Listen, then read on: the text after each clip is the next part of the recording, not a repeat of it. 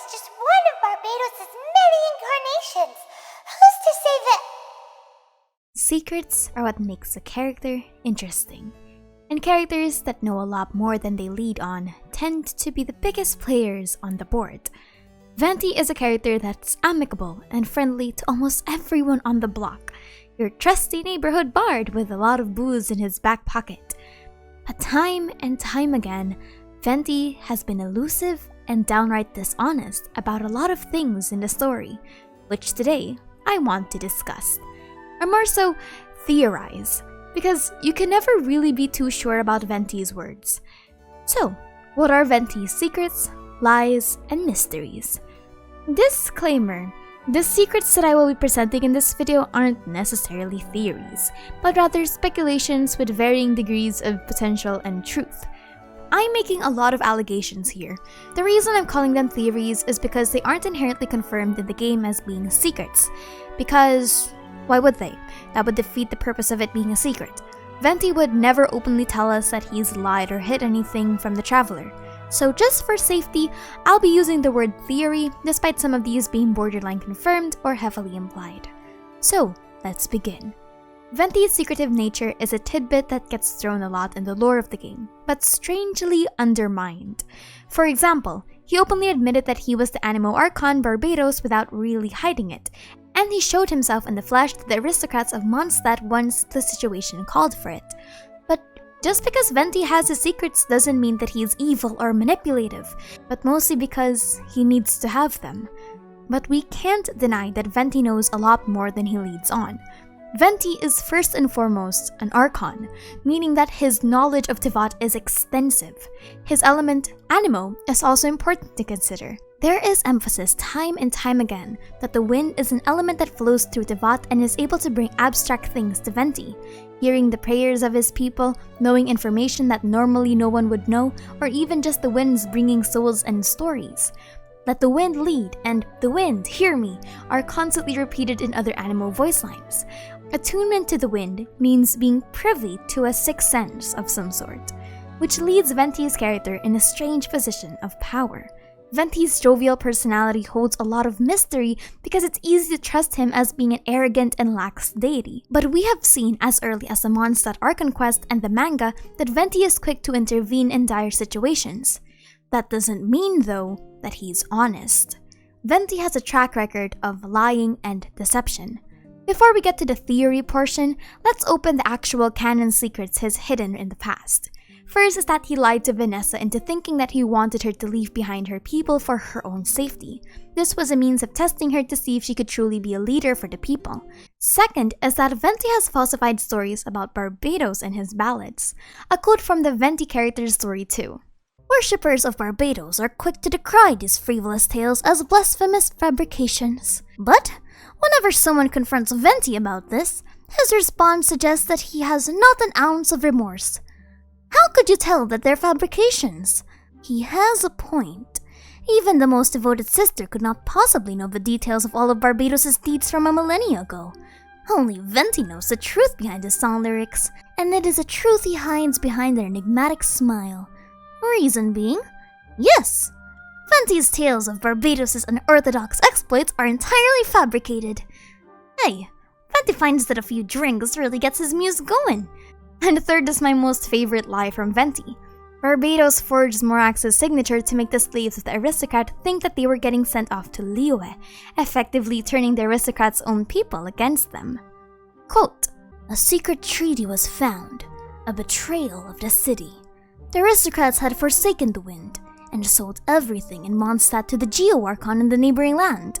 At the treaty's end was carved an insignia inimitable by all save the deity so named, Rex Lapis. How the soldiers that had once oppressed the slaves shuddered when they saw that they too would become slaves in a foreign land. The news and the conflict spread like wildfire, consuming the aristocracy. It was only many years later that historians would discover that this treaty was fake. As it turned out, Venti had once practiced the art of forgery in order to play pranks on the Geo-Archon, but could never deceive the god of wealth and transactions. Even so, his adeptness would come into play after several hundred years. What a happy coincidence. Just from these few examples, we can tell what kind of person Venti is. Venti has good intentions, but he's not above lying to people. Which brings me to the next part of this video. What else could Venti be hiding? Well, let's begin. My first theory is that Venti is trying to actively dissuade the traveler from going to Celestia by talking down the garden's glory with thinly veiled warnings disguised as insults. I'm starting this list off with something that isn't necessarily a lie, but rather another form of underhanded dissuasion. Every time the traveler asks them about Celestia, godhood, or other things related to the sort, Venti always makes it a point to add a negative connotation to his description. When asked about if ascending to Celestia makes you a god, Venti uses words like sacrifice and gives a morbid description of how in other distant worlds, their primordial deities had to remove parts of themselves for the sake of creating that world. When asked about Celestia, Venti immediately dissuades the traveler by saying that the garden isn't all that great. Whatever his motivations are for talking negatively about the island in the sky are unknown at the moment, but it's clear that Venti has a thinly veiled fear of the island, and most likely, for good reasons. Next theory is about the 2.8 event, where Venti lied about not knowing who was intercepting the Dodoko communication and most likely had an idea what the Fatui were doing on the Golden Apple Archipelago, and that he needed to ask the traveler to sort the situation. This one was something that has been on my mind throughout the entire quest in 2.8, and it's that there's no way that Venti doesn't know that Kusanali was the voice in the Dodoko ley lines. First is that Venti and Alice are the ones that orchestrated the travels to the Golden Apple Archipelago, with Klee being coerced to giving Fischl the island. We know this much from the letter that was given to Fischl and the way Venti mysteriously knew that the traveler was going to ask about the Golden Apple Archipelago. This was something that the traveler even calls out, that they were just going to ask Venti about the islands before Venti went on the 1.6 recap. So, most likely, Venti was told about what happened on the island, which is why Klee wouldn't be allowed to go there and that Alice is asking for an intervention, and why we went there. I wouldn't say that Venti's intentions was just to get us to clean up the place after the Fatui, because I do genuinely think that he wants us to enjoy ourselves. But we can't deny that the island was in a really dire situation when we got there, and I believe that Venti would have an idea that this was a Dendro Archon's power. Alright, well, Venti, there's some strange things going on this island. We ran into the Fatui. The Fatui? Yeah, they're everywhere, aren't they? The Cryo Archon's minions are a capable crew. I'd be more surprised if they hadn't shown up yet. But they're ruining our vacation. In this exchange, Venti constantly reassures the traveler that the Fatui aren't a problem, which kind of makes sense. Hostile Fatui wasn't the problem, so much as it was the machine that they made. The technologically illiterate Fatui were the reason why the machine broke in the first place, and the tone of Venti's voice here just make it sound like he already knew that they were there and that he's not exactly completely shocked. Really? But, you sound fine. They can't have caused you too much trouble, surely. Or, if they did, I'm sure you have everything under control by now. Yeah, but something just doesn't feel right. That's why we came to you. Don't you have any information for us? You'd think he'd have a little bit more urgency in his voice considering he got kicked by and stolen from by a harbinger. But no, apparently not. As for the mysterious voice, although we don't know who it was, not only did she not harm you, she also helped you to gain a better understanding of each other, right? If you look at it that way, maybe she meant you well. I mean, if she was able to intercept Alice's communication tool, I'm sure she's also plenty capable of attacking you. The way he just says it is so calm and relaxed. A complete contrast to the side of Venti who's not in control of a situation. We've seen moments before where Venti is on guard or in desperation. I seriously doubt that Venti isn't aware of who Kusanali is, especially since he's so adamant in telling the traveler that the voice that they heard was not an enemy. Just something that I really wanted to address. My next one is that Venti knows who the Sustainer of Heavenly Principles is and has a guess about who took the traveler's sibling.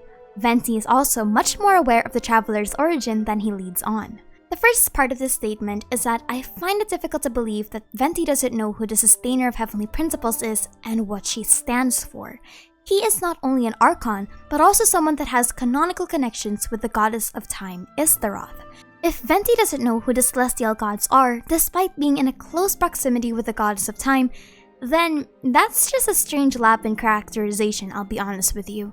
But the reason I claim that he has a guess on who separated Aether and Lamine is because of the flow of Conria's events and the way he responded in the last part of the Archon quest. Let's set the sequence and the discrepancies. Venti canonically fought Durin and Mondstadt over Dragonspine. The Festering Desire, Skyward Spine, and the Dragonspine Spear state that this is the case. But that doesn't stop the fact that Venti may have been called to Conria shortly after defeating Durin, much like how Makoto was. It's possible that all the Archons were called to Conria to deliver the final blow against the invasion, because we know that there used to be a shadowy army emerging from Conria. This is followed by the Sustainer and her cubes finally thawing down the Cataclysm. If this theorized sequence is true, this also recontextualizes Venti's opening greeting. That was a refreshing sleep. Traveler, we meet again. What? You don't remember me? Well, allow me to join you on your quest once again. I must see to it that the bards of the world tell the traveler's tales. Out of all the greetings, this one is the weirdest, but it can also just be a joke that the traveler is messing with Venti, that they don't remember him after the Mondstadt Archon quest. But that'll be another discussion about quest versus playability, so we can't really discuss anything about that. But let's entertain the idea that Venti met the traveler during Conria, and by extension, the twin because the traveler was woken up by their sibling and we know Aether and Lamine tried to flee to Vought together. This would put this dialogue from Venti in the ending note through another perspective. But as for which of the 7 took your sister, I'm sorry, I don't know. Wait, as one of the 7, I'm not clear of suspicion yet either, am I? At this point, the traveler would only know that there are 7 Archons because that is what Paimon tells them in the beginning of the game, that the 7 nations are under respective gods. There is no conversation that there are more than that, especially not more ruling bodies. Because in all technicality, the Sustainer isn't part of the 7. But there is a problem to what I just said. This theory heavily relies on whether or not the Traveler told Venti about the events in the prologue, much like how Traveler told Paimon. Because if the Traveler told Venti that there was a lady that took away his sister and that there were floating cubes, then this is a dead giveaway to Venti, because no god in the 7 has access to cubes and is a woman. At least, not that we know of. Sorry, Zhongli. Plus, if the Traveler describes the god's appearance to Venti, then that's also a really big consideration, because according to the Traveler, Venti doesn't look like that god at all. As an Archon, it's possible that Venti could easily just connect the dots, that Conria was destroyed by the blocks of the Sustainer of Heavenly Principles, and that the Travelers were separated by the cubes in the beginning of the game. But again, this all relies on a theory that Venti knew that the Traveler was there in Conria, and that Venti himself was in Conria at the time. Venti would also have an idea that the Traveler has more powers than they lead on, and that he currently isn't aware of their fullest arsenal, because at this point of the story, the Traveler doesn't have georesonance, which means that it's pretty justified for Venti to not completely throw all the cards on the table, because this being in front of him is also a creature that he doesn't know. And in all honesty, the Traveler could easily be a threat if they want to. But let's move on to the last theory. Venti's purpose of saying he's the weakest Archon was an intentional move to hide his true power, not a real form of assessment. Before I begin, I'd just like to say that Venti being the weakest or among the weakest means nothing in the grand scheme of things. Venti's overall strength as an Archon isn't something to be scoffed at regardless if he is the weakest amongst the 7. It's the same as saying $10,000 is less than $100,000. There's still both a lot of cash, and Venti is still amongst the strongest entities in Vought. But I did want to comment on something he said in the Mondstadt Archon quest. Each Archon presides over their own part of Teyvat. That is the role the Archons play. Only in performing this duty can we attain power. But I don't like the idea of ruling Mondstadt, and I don't feel Mondstadt would really like it either. Go forth and establish a city of freedom without rule. We have not forgotten Barbados's wish for Mondstadt. However it may have come to be, I haven't been back to Mondstadt for an extended period of time. Without a doubt, I am now the weakest Archon among the 7. Venti calling himself the weakest Archon is a power move. a power move of undermining his true strength as not to seem like a big player on the board. The Traveler even calls out how proud Venti is of this statement, and Diluc questions if Venti's humility is a blessing or a curse. But notice that throughout the story of Genshin, Venti is the only one that ever mentions this comparison, which makes him question the validity. He says that archons must preside over their own part of Teyvat to gain power. So I'll boil this statement down to higher authority means higher strength. So what does that mean? Maybe he means active authority, like how they rule the land. So rules and jurisdictions would be what gives them power. This is the closest to what could possibly make him the weakest archon. Now that would work for someone like Zhongli, but what about A and Kusanali? A was in a stasis for most of the Inazuma Archon quest and has admitted that most of her decisions, such as the Vision Hunt Decree and the Sakoku Decree, was a collaboration with herself and the Raiden Shogun. Though A is in a very big position of authority and power, so we shouldn't consider her as a variable. Kusanali, on the other hand, is a god that admits she has no clear rule over the sages, and has admitted that she herself wasn't being taken seriously. Sure, maybe at one point of her existence she was respected and rectified, maybe to the same extent as Greater Lord Rukkhadevata, but that doesn't stop the fact that at the present she has little to no jurisdiction over the current happenings of Sumeru, since that power is relegated to the sages. And even worse off is that there is another faction entirely in Sumeru that just doesn't listen to her. So I'm curious if Venti is on the same scaling as Kusanali.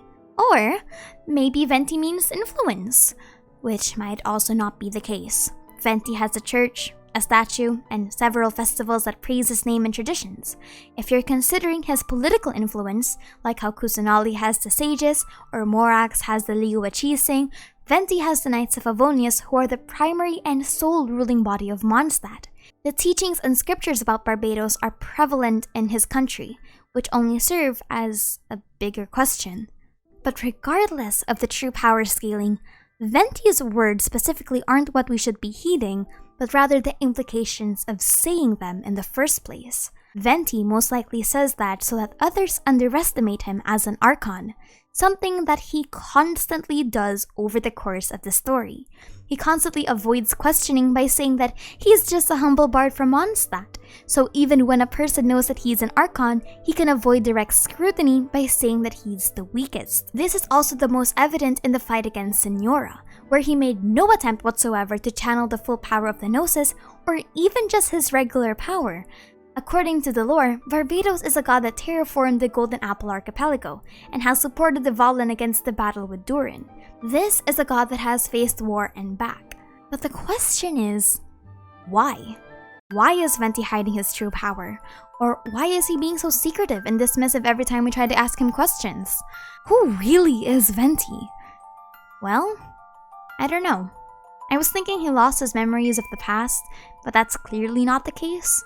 Venti has memories of Hilichurlian language and alludes to knowing the history of Conria. Venti is just an enigma, through and through. Maybe we don't really know Venti. Maybe we should listen to Paimon a little bit more. But anyway, my name is Aster and thank you for chilling with me.